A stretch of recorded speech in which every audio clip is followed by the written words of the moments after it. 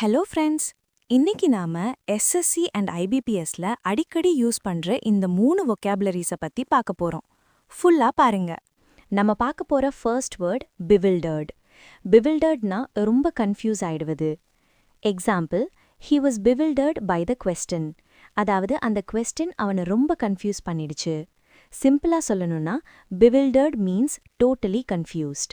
நம்ம பார்க்க போற நெக்ஸ்ட் வேர்ட் blatant. blatantனா ஓப்பனா தப்புன்னு தெரியும், ஆப்வியஸான wrong. Example, it was a blatant lie. அதாவது அது ஒரு பச்சை பொய்.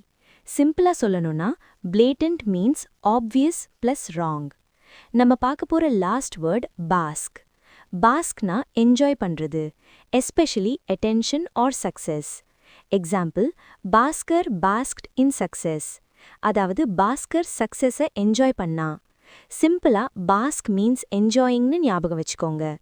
இது மாதிரி நிறைய வீடியோஸ் பார்க்க நம்ம யூடியூப் சேனலை சப்ஸ்கிரைப் பண்ணிக்கோங்க.